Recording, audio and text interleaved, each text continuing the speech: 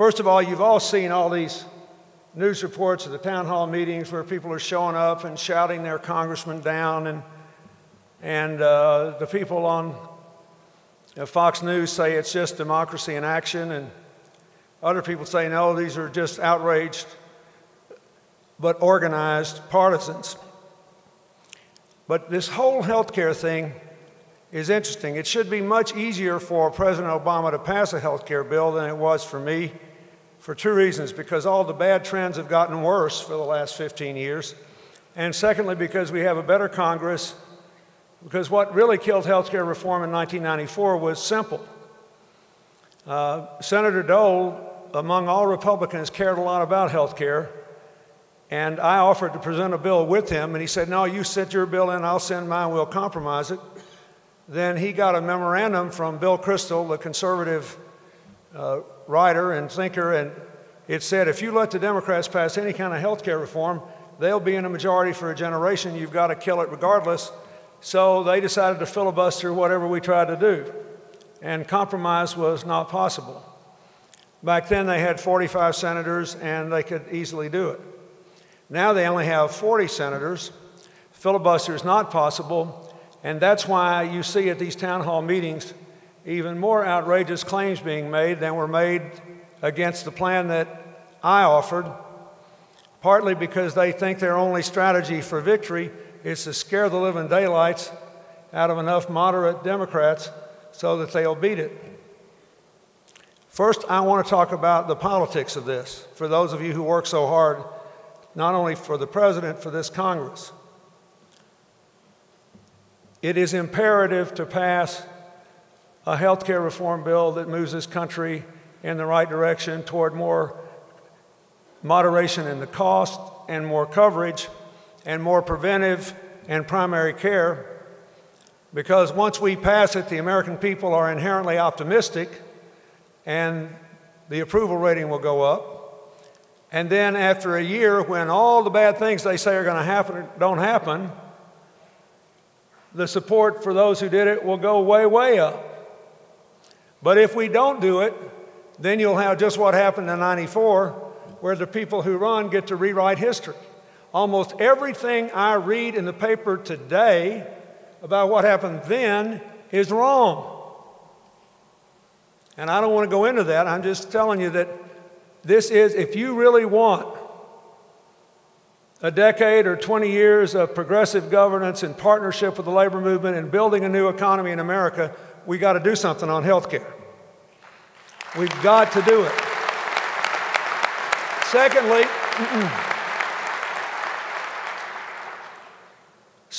we have to do it for our economic survival. We are spending over 16% of our income on health care. Our nearest competitor, Canada, we got what Canadian Vice President here. Where is he? Right here. You could go talk to him when this is over. Our nearest competitor, Canada, spends 11%. Our economy is approximately $15 trillion. So just work the numbers. We're basically spending about $800 billion and maybe a little more a year on health care that we would not spend in this country if we had any other rich country's health system. It's $800 billion that could be invested in jobs and education and any number of other things, or in better health care. Now, in addition to that, in the last rankings of major countries in the overall quality of health in terms of life expectancy and wellness, America ranked about 36th. All of these other countries, all the countries in Western Europe and Japan and Canada, all ranked higher in overall health indicators.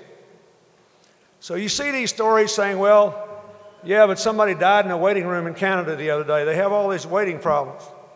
Well, you talk to people in America that don't have health insurance, that never get to go to the doctor except when they have to go to the emergency room. A lot of them have waited too. We have more people who suffered from waiting than all of our competitors. But all the people who are talking about it have all got health insurance, and they're not among those and the people they're talking to have health insurance.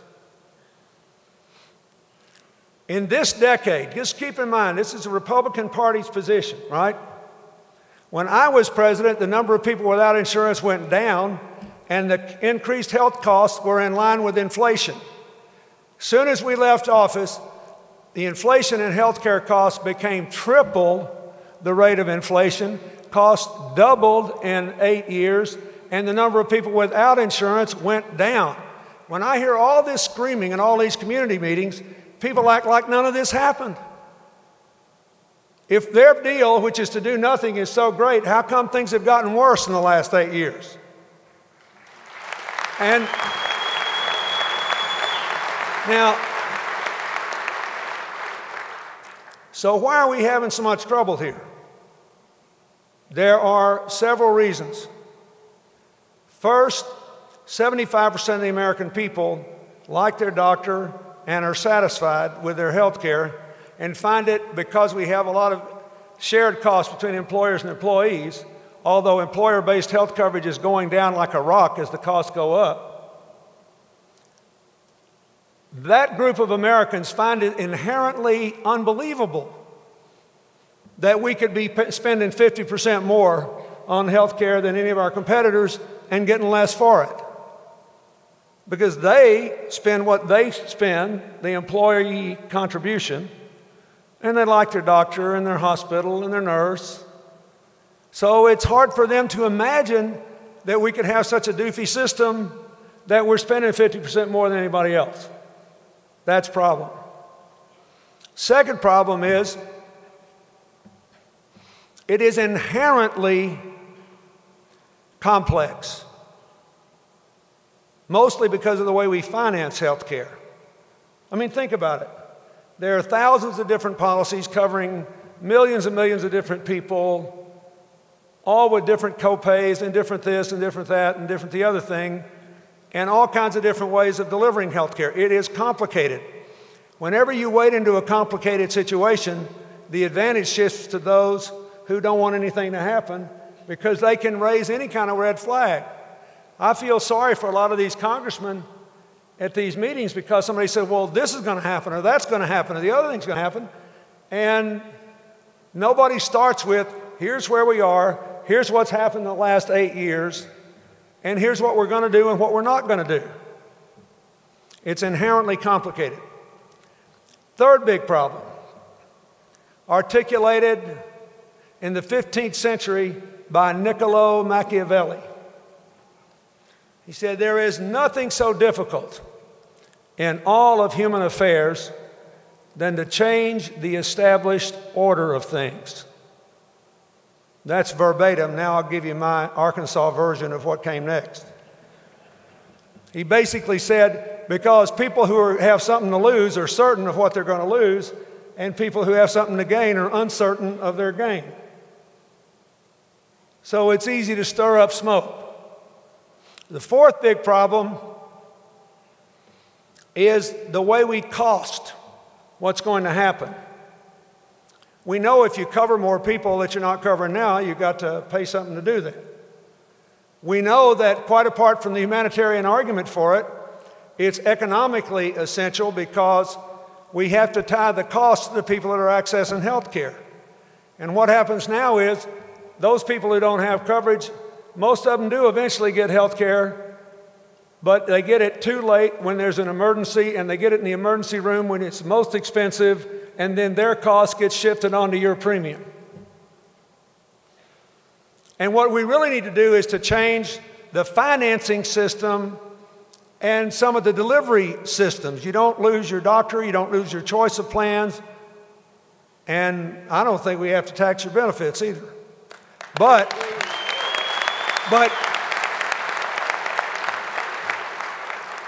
let me tell you what kind of dilemma the president's in. This is a real one.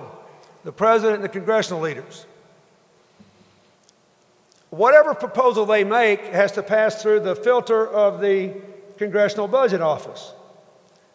And suppose for a moment you were a 30-year-old budget analyst in the Congressional Budget Office.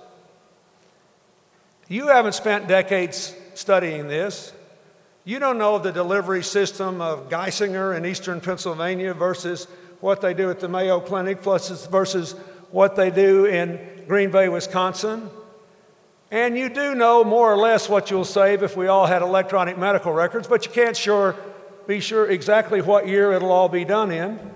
And your job is to give a score to Congress. So the only things you know you can score are raising taxes and cutting Medicare and Medicaid benefits. You know there's a score you can put on it.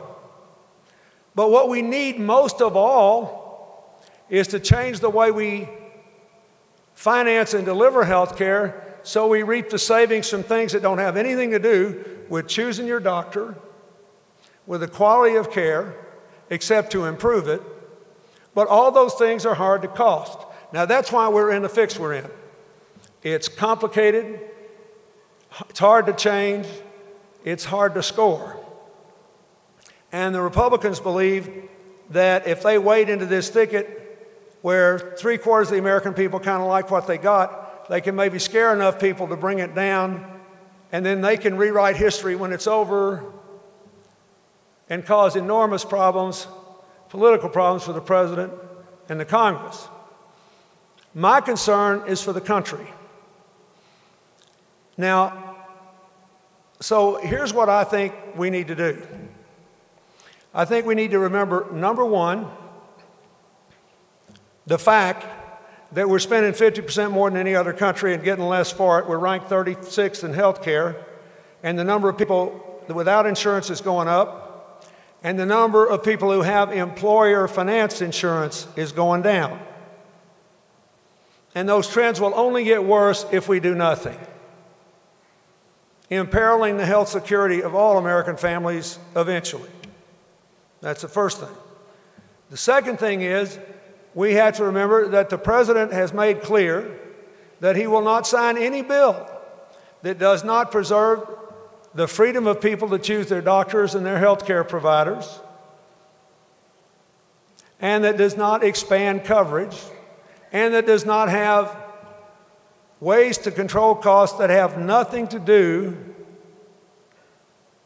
with the complaint that gentleman made on television last night. You saw the man with his child with cerebral palsy. He said, you know, I read an article that says you're going to take my son's health care away. And finally, let me remind you that we have to ask ourselves, what kind of country are we when all these people get all this publicity and there are no stories on the people that are left out and left behind? So,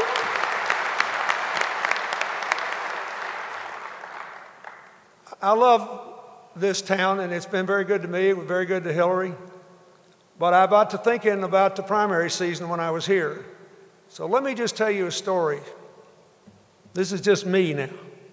This is what I know, not Bill Clinton, former president, not somebody who knows a lot about the healthcare system. I'm a guy that went to 300 towns in 3 months. In March, April, and May, I was in 300 separate towns having meetings. And because Hillary was on the autism caucus in the Congress, I always mentioned that we have tripled the number of children being born with autism in the last 20 years, and nobody knows why, and most of them uncovered under any kind of health care bill. I mentioned it in 300 towns. There weren't 10 of those 300 where after I talked and I waded into the crowd and shook hands with people, there wasn't somebody who came up and said they had an autistic child in their family. And they didn't know what they were going to do because there was no health coverage. Second story, Virginia primary. And I go to this college campus, and they're waiting for me, a man and his wife and their 12-year-old son. And the guy's too shy to really talk, and the 12-year-old had a fairly severe case of autism, so he was off in the corner, although he was all dressed up and looked great. So the mother talked. She was a lovely woman, and she said, look, as you see, my son has autism, but my husband and I, unfortunately, have the genetic markers that make us highly likely to have retarded children. So we have 2 twins who have retardation, and one of them was born with half a heart. They're 2 years old. I just took them to the dentist, and that's quite troubling because you have to hold their tongues down and everything. But anyway, we got through it. So she takes out her picture, shows me the picture of the twins. And then she looked at me and she said, my husband's an accountant, and the people he worked with, there's no way in the wide world they could cover our kids. But he's very conservative. He saved a lot of money, so he quit his job so I could qualify for Medicaid so my children could get some health care. And my little one's got half a heart, and someday he's going to have surgery. So we've been living on our savings, and we spent them all. And because he is an accountant, he can take piecework. You know, he can take your tax returns and then yours. So he said he's been taking work a little along, but he's a scrupulously honest man. And next week, he will earn too much money for us to qualify any longer for public benefits. So she said, I don't know what to do.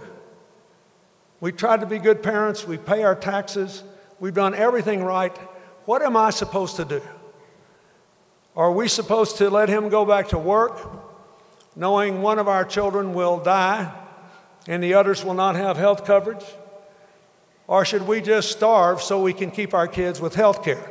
I want to hear more of those stories at the congressional town hall meetings. I am tired of people ignoring the truth. And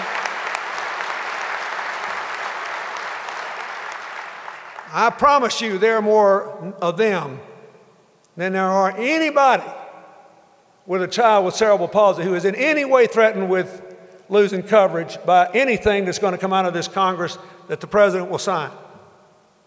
Let me give you one other example. I was in a little town in Indiana one night, and there was a woman there with a child who looked to be about 12, but he was strapped in like an oversized baby carriage. And I didn't ask her, but he didn't have cerebral palsy. This child was virtually immobile, and I believe he had one of over 40 conditions which are identified but not so far curable, where at some point early in a baby's life, they go from looking totally normal to just stop development because the connection between their eyes and their ears and the brain just shuts down. And I have a very good friend with a child in that condition. So this lady's there, and I gave him a little talk, and I'm out shaking hands, and I come to her. She got big old tears in her eyes, and both because of where I was and what they did for a living, I'd bet anything this lady voted for President Bush, at least the first time. But she said, I'm here because of energy and health care. This is back when the gas prices were high. She said, my husband and I had a really good small business. He was an independent trucker. I did the bookwork. We bought health insurance. We could take care of our son here. And then he went broke because of the high fuel prices and the low profit margins. So he's now a contract truck driver. That's why he's not here tonight. He's driving overnight, but I came. She said, there's no way his employer now can afford our health insurance. We know that. We understand what they're up against. But what are we supposed to do? Are we supposed to starve so I can get my child government help? Or should we rebuild our lives even if he has to die? She said, what kind of family values is that? Now those two stories are far more representative of the problems of the American healthcare system than all this stuff I've been hearing on television. And I think that the people who run the nation's media should go out and find these people and put them on television and say what we have got is the problem, and it's going to get worse and worse and worse and worse.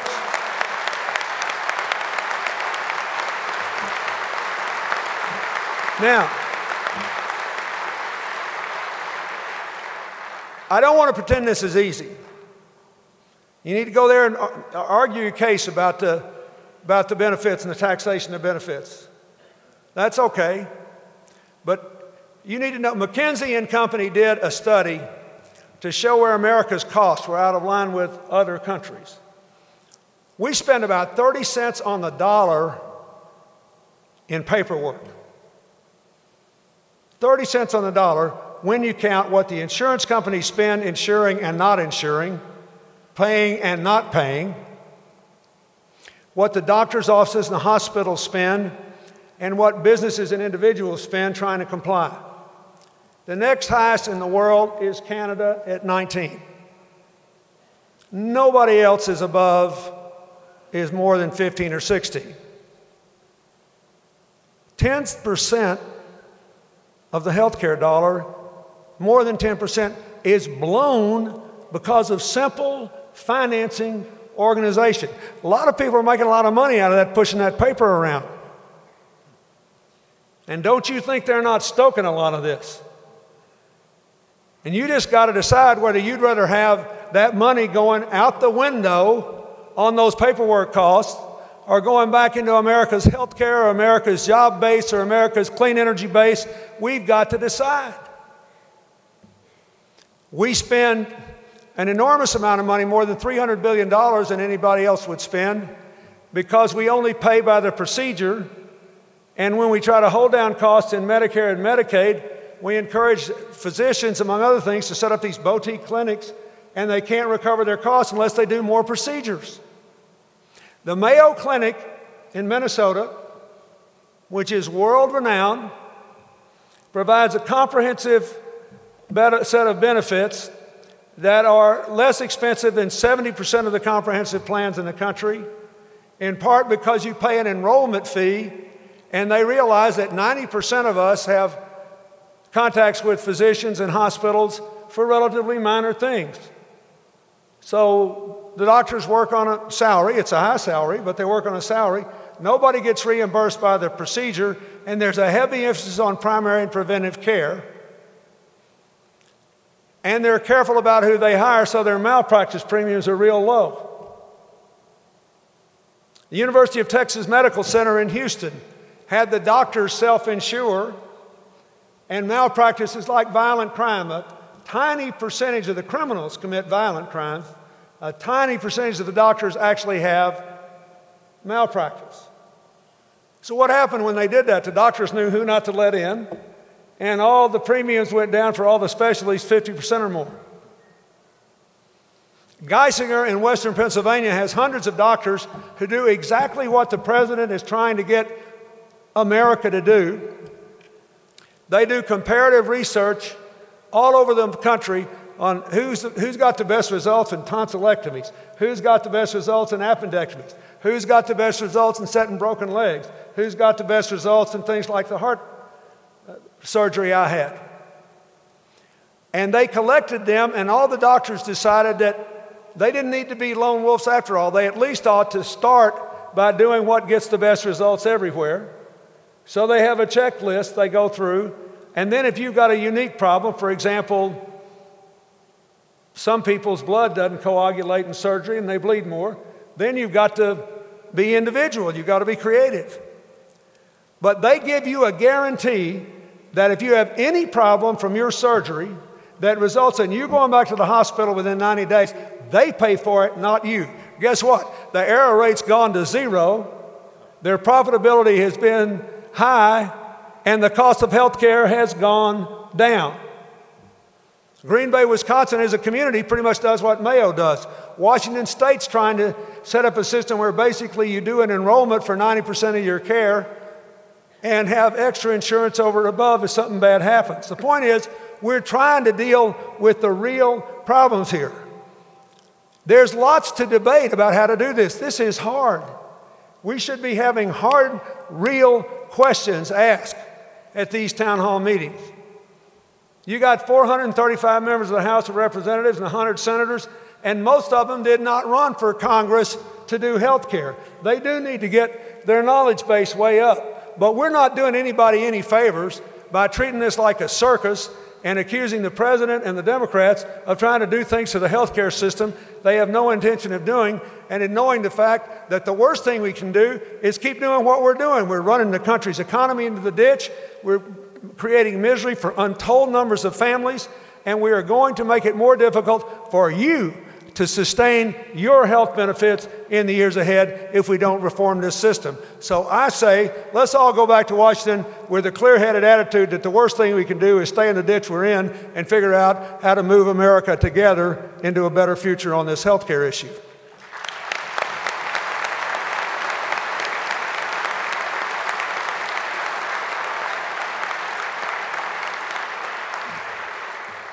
Now, let me say one thing about the energy issue. I think that the number one thing we could do to increase employment for members of your union is to dramatically increase the pace at which we're trying to overhaul all of the buildings in America for energy efficiency. There have been a lot of studies showing recently, the Center for American Progress just said if we did 40% of our buildings in the next 10 years, we'd employ all these people fixing the buildings, and the maintenance of them would create 625,000 new jobs permanently. Here's what I want to say to you. That's peanuts. We lost 7 million jobs in this recession. 7 million. And that understates the case because a lot of people are working part-time today instead of full-time, and a lot of people aren't in the unemployment figures because they've given up looking for jobs. Now, I work all over the world now, my foundation, on this climate change problem and on how to make it good economics. And let me just give you some numbers here. First thing, we just had a study which said that if America were to achieve high levels of energy efficiency in all of its buildings, that would take us half of the way home to reducing our greenhouse gas emissions by 80% by the year 2050, and we'd actually save a minimum of $600 billion doing that and create huge numbers of jobs. Let me give you the numbers. Every $1 billion we spend building a coal-fired power plant creates 870 jobs. Every $1 billion we spend putting up photovoltaic cells or building the so-called solar thermal plants, big solar installations, which you can only do in Nevada, California, a few places like that, 1,900 jobs. If you build and assemble and distribute the windmills, every $1 billion you spend on wind energy creates 3,300 jobs. Every $1 billion you spend retrofitting buildings creates 6,000 jobs. This is not rocket science. Now, in the stimulus bill, $18 billion was spent on building retrofits, so you do the math. That's 108,000 jobs. What I tried to get done was but it was too late. I'm not blaming anybody.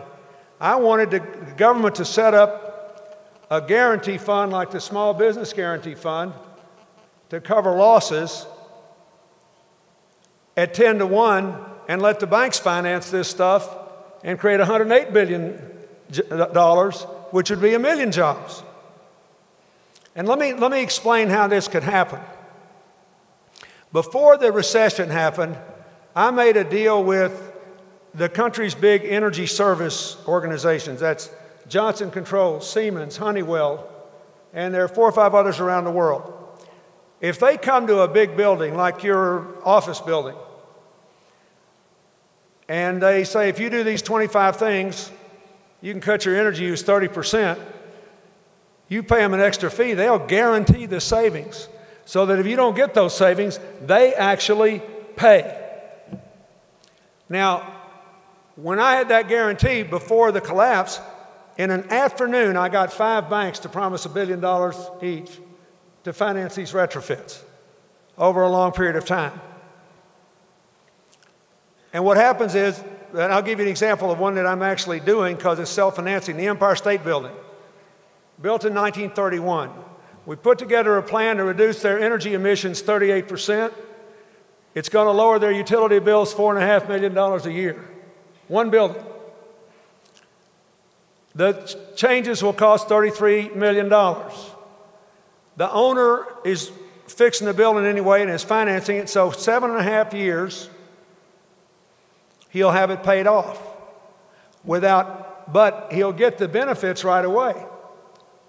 So they'll pay it off in 7.5 years, but there'll be no net cash outflow after the first few months. They'll be paying it all out of utility savings, and then after 7.5 years, their utility bill will go down $4.5 million a year forever. So we ought to be able to do this everywhere again. The banks are not loaning money.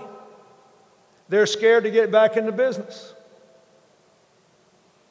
There's a big article in the paper, really disturbing article, saying only 9% of the homes that are eligible to have their mortgages reworked have been refinanced because some banks think they make more money collecting the fees on foreclosure and then the fees moving the homes out.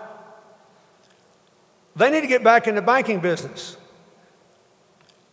Listen to this, there's more than $900 billion today in banks in America in cash uncommitted to loans. That means that tomorrow, in theory, they could loan $9 trillion. Now, they're not going to do that because they don't have that kind of loan demand, and they've got some loans on the books they're afraid might go bad and all, but I'm not exaggerating much. Does anybody seriously think the recession wouldn't be over in about 3.5 days if they loan $9 trillion tomorrow? So what we need to do is to get either state by state or nationally a way of telling the banks that we have these energy service companies that will guarantee this savings, and we need to set up another guarantee fund behind it. We should consider having states do it. All the construction unions could join together and set aside some money to do it. There are other ways to do it. You need to look into this, but I'm just telling you, these banks are going to be under enormous heat to start loaning money again. They're sitting on $900 billion in uncommitted cash reserves. And for every dollar you put up to guarantee it, $10 will be loaned. And you could create literally millions of jobs. Why should we take 10 years to retrofit 40% of our buildings, with 7 million people having lost their jobs in the last few months? We ought to be able to do that in 3 or 4 years. This is where all the low-hanging fruit is. America would jump to the head of the nations in reducing greenhouse gas emissions. We would create millions and millions of jobs. It would give job security in industries like the ones you work in. It could give us the first genuine expansion of labor union membership in old-fashioned manufacturing and construction trades we've had in a long time. And the work is there to be done, and people are going to save money. We know you'll save a minimum of $2 for every dollar we invest in this. This is not rocket science. The only thing that's wrong with this whole energy deal is the financing is all messed up. If you want to build a coal-fired power plant, you can finance it over 20 years, and all of us pay for it, and you never hear a peep. Nuclear plant's more expensive, finance it over 30 years. All of us pay for it, nobody hears a peep. You want to fix your home, pay it back in a year or 2 years or 3 years. This fixes that. So I'm here to say to all of you that I do this for a living all over the world. I just certified 16 developments in 10 cities on 5 continents that are commercial, residential, and mixed use that will have no net energy emission. They're 100% clean energy buildings. And we're using far more jobs than it would require if we didn't do it that way. And they're recovering all their costs because their energy bills are virtually non-existent. So I would like to see the labor movement lead America out of this recession by saying, with all respect to our politicians in Washington, we appreciate what you're doing on these building retrofits, but it's too little, it's too slow, and we want to put this thing on steroids and show that America can go back to work tomorrow. So, and if any of you are interested in this, you think my foundation and I can help, we do this. But I'm not making this up. I know what I'm talking about. We can make this good economics, and not a single ratepayer will have to pay $1 more to get it done if we finance it right. So that's my pitch to you. You have waited a long time for a moment of economic and social advance like we've got now. We have big obstacles. We got formidable opponents who've done a pretty good job of messing up these town meetings. We've got inherently complex problems, and we're just now easing our way out of a horrible recession.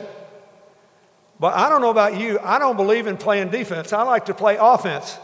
If you want America's economy to come out of this, we need the right kind of health care reform, and we need to prove that doing the right thing by our children and grandchildren on energy is the single greatest generator of good-paying jobs over the long run we could possibly embrace. Thank you, and God bless you all. Thank you.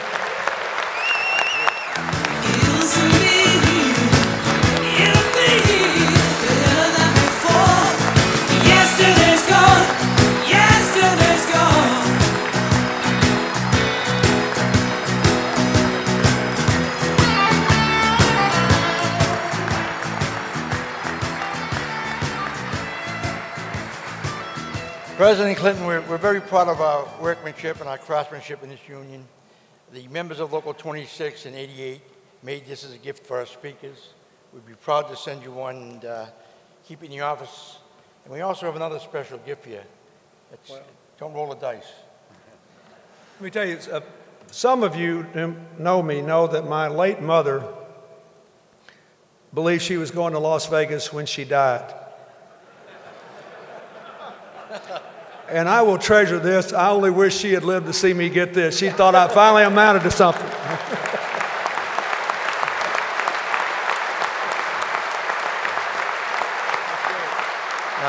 oh, that's beautiful.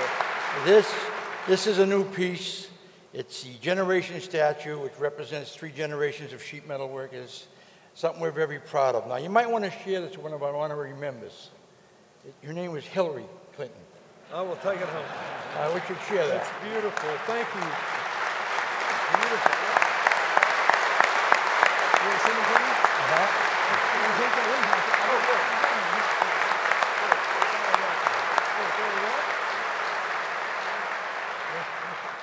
Thank you.